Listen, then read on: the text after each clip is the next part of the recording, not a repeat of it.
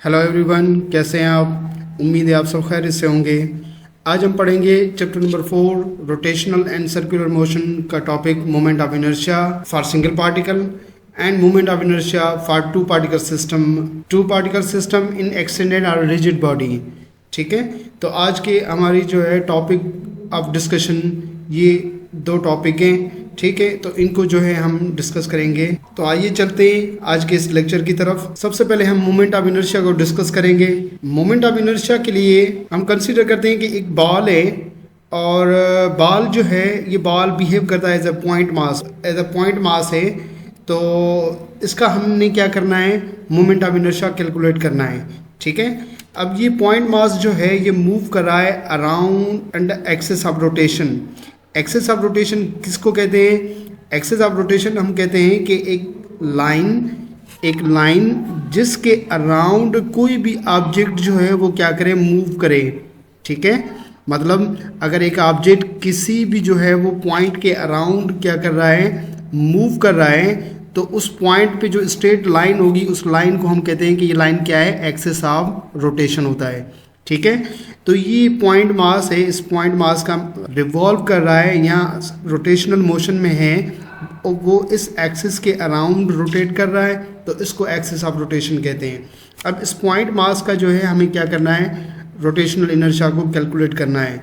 तो rotational inertia को हमने कैसे कैलकुलेट करेंगे, तो हम इसको सबसे पहले जो है इसका जो मास है उस मास को जो है हमें क्या करना है, जो एक्सिस ऑफ रोटेशन से परपेंडिकुलर डिस्टेंस है, मीन्स अगर ये एक्सिस ऑफ रोटेशन है, इस एक्सिस ऑफ रोटेशन से परपेंडिकुलर डिस्टेंस मीन्स अगर ये डिस्टेंस हम लें तो इनके दरमियान में 90 डिग्री बनती है, एक्सिस ऑफ रोटेशन और इस परपेंडिकुलर डिस्टेंस के दरमियान में।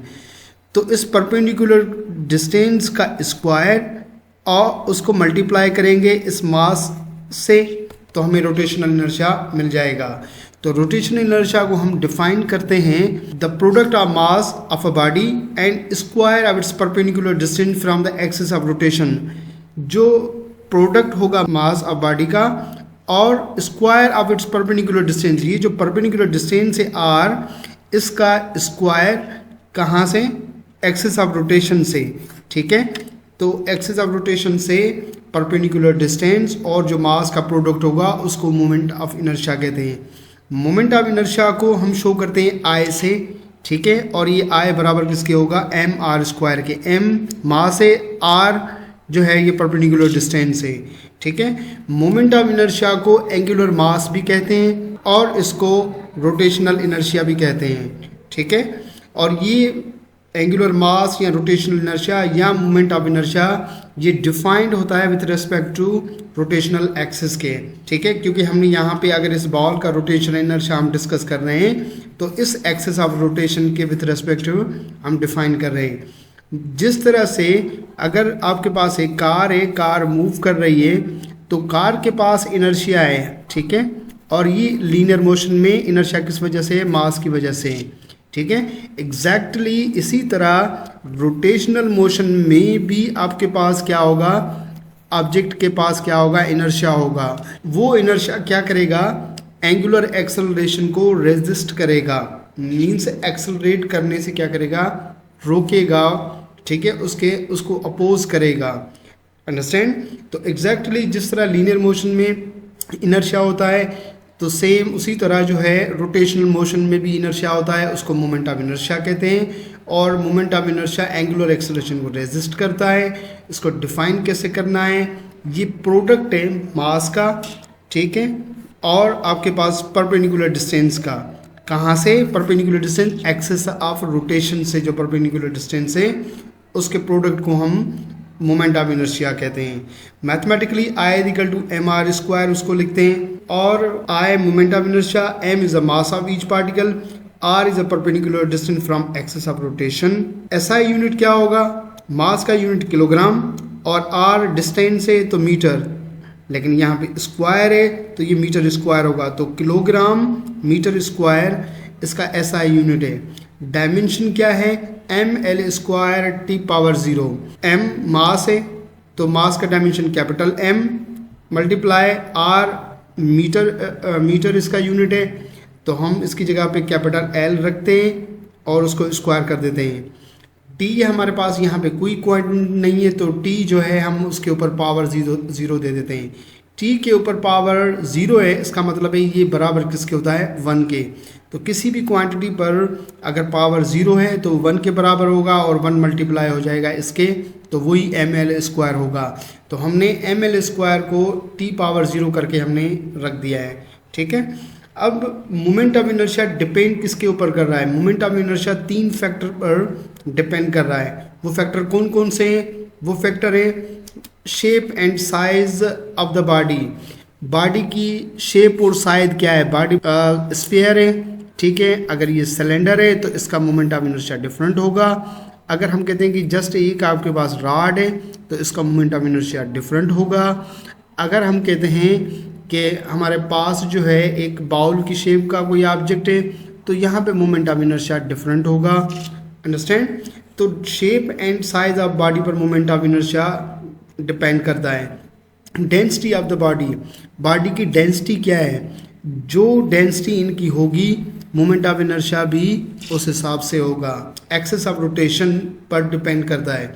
एक्सिस ऑफ रोटेशन पर कैसे डिपेंड करता है?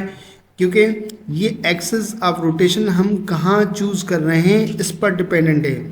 क्या एक्सिस ऑफ रोटेशन ये सेंटर में है? क्या एक्सिस ऑफ रोटेशन इस बॉडी में से पास हो रहा है? क्या एक्सिस ऑफ रोटेशन किसी दूसरी जगह पर मौजूद है? तो इस एक्सिस ऑफ रोटेशन की चॉइस पर भी मोमेंट ऑफ इनर्शिया डिपेंड करता है, ठीक है। तो इन 3 फैक्टर के ऊपर मोमेंट ऑफ इनर्शिया डिपेंड करता है। अब ये तो था एक पॉइंट मास, ठीक है। पॉइंट मास का हमने एक सिंगल मास का, कीप इन माइंड ये हमारे पास एक सिंगल पार्टिकल है। इस सिंगल पार्टिकल का मोमेंट ऑफ इनर्शिया कैसा होता है? वो प्रोडक्ट होता है मास और perpendicular distance. Keep in mind perpendicular distance कहाँ से? एक्सिस ऑफ रोटेशन से परपेंडिकुलर डिस्टेंस ये, ठीक है। तो इसके स्क्वायर को हम क्या कहते हैं? मोमेंट ऑफ इनर्शिया कहते हैं। अब हम एक एक्सटेंडेड बॉडी लेते हैं, एक रिजिड बॉडी लेते हैं, ठीक है। उसका मोमेंट ऑफ इनर्शिया कैसे कैलकुलेट करता है? तो आइए चलते हैं हम अब एक पार्टिकल से निकलकर हम एक एक्सटेंडेड बॉडी की तरफ चलते हैं, जहाँ पर हम कहते हैं कि वो एक्सटेंडेड बॉडी 2 पार्टिकल्स पर मुश्तमिल है।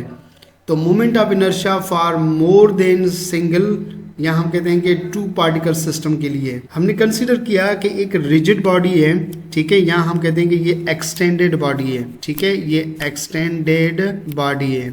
यहाँ हम कहते हैं कि ये क्या है? रिजिड बॉडी है। और रिजिड बॉडी में 2 पार्टिकल्स हैं। एक पार्टिकल आपके पास ये है, दूसरा पार्टिकल आपके पास ये है। दोनों का मास सेम है। इसका मास और इसका मास क्या है? सेम है। अब ये रिजिड बॉडी में 2 पार्टिकल्स हैं और दोनों पार्टिकल का जो है सेंटर ऑफ मास इस जगह पर है।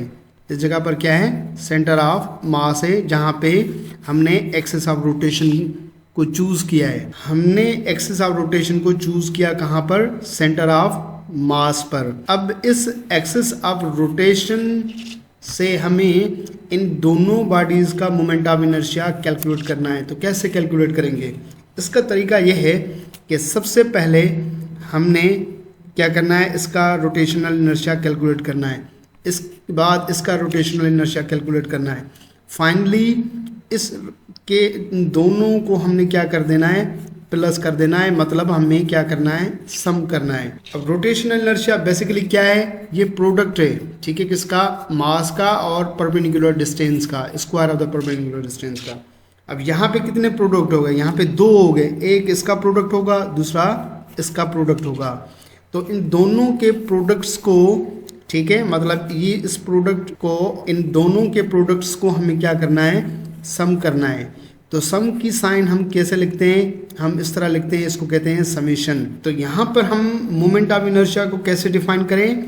द सम ऑफ, ये क्या है? सम ऑफ किसका सम? एक इसके प्रोडक्ट का और इसके प्रोडक्ट का। प्रोडक्ट में क्या है? एक मास और परपेंडिकुलर डिस्टेंस।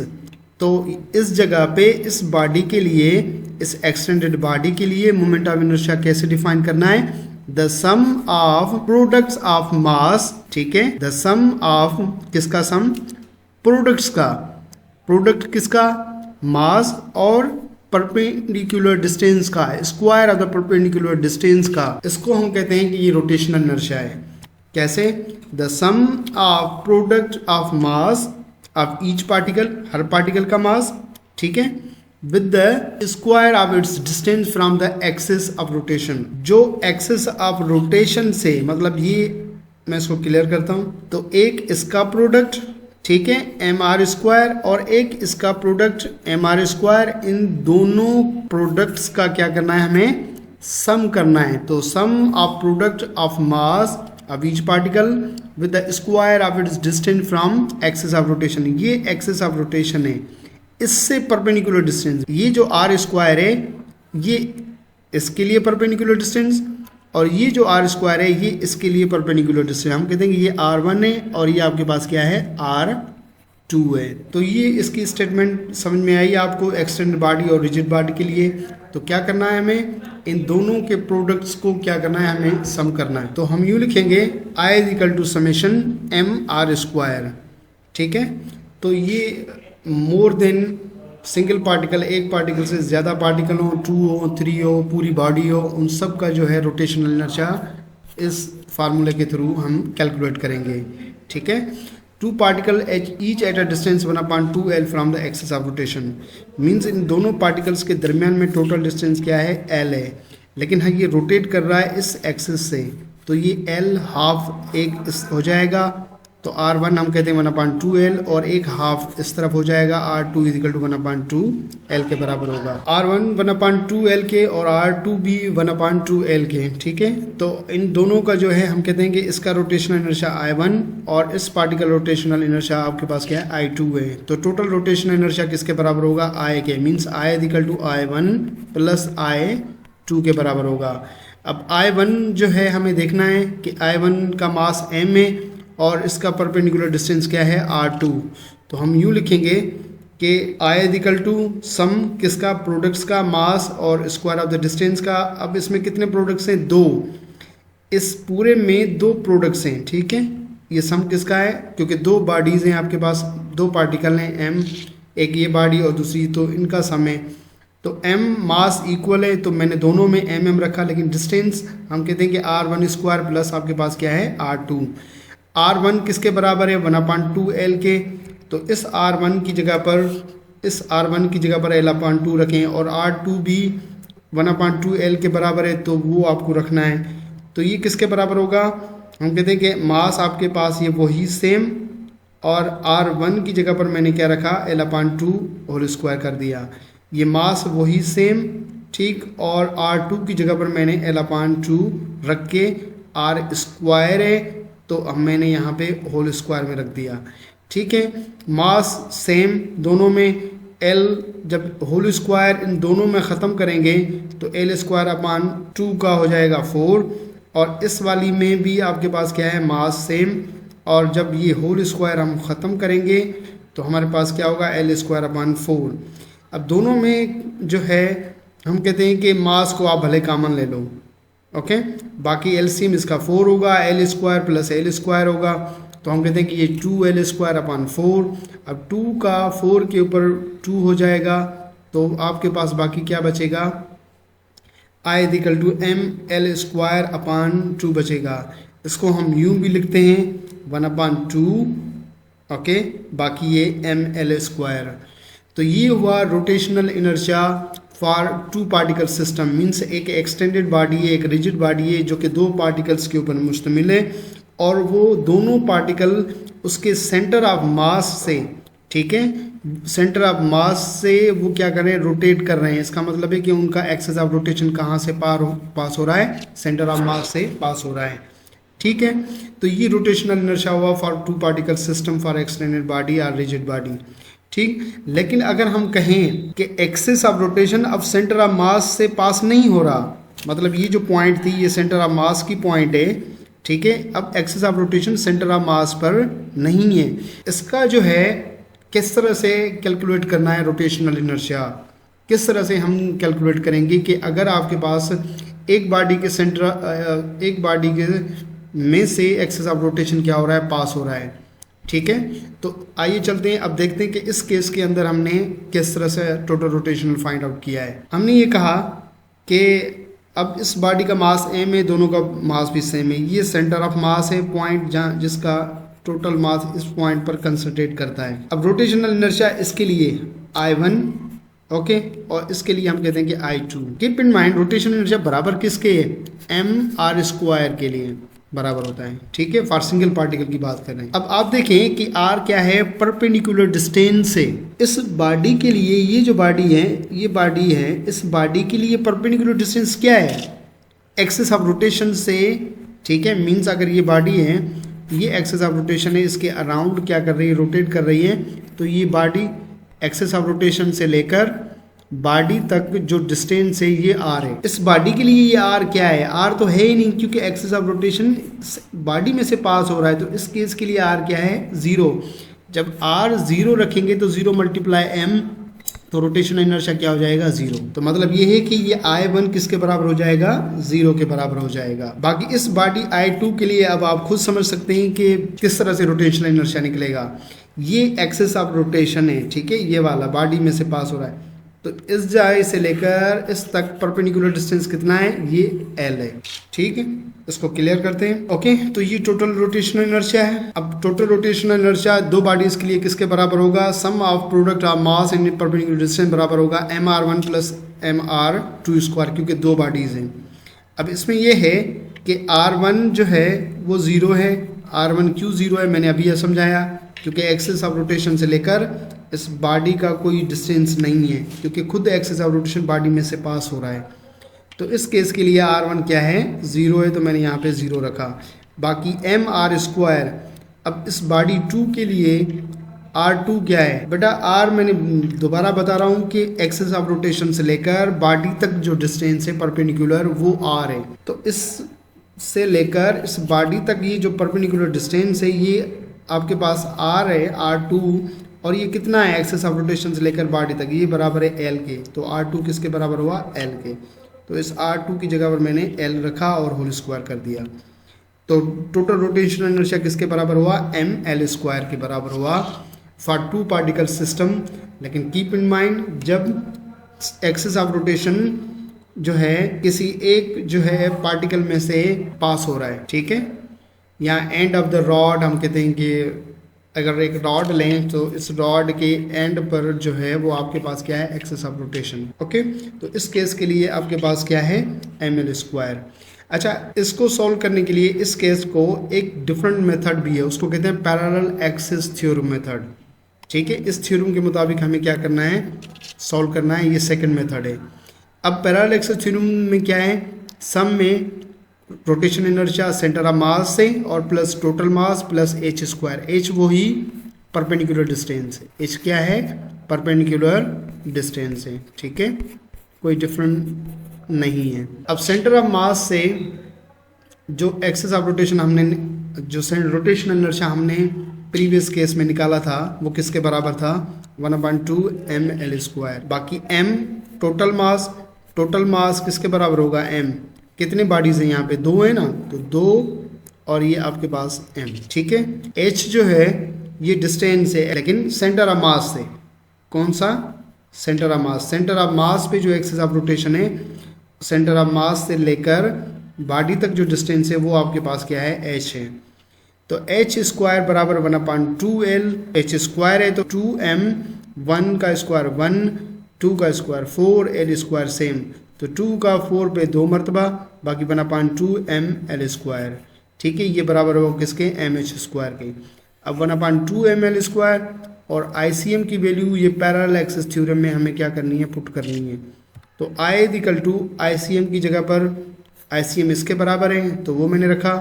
इस mH² ये बराबर इसके आया, तो ये मैंने यहाँ पे रख दिया।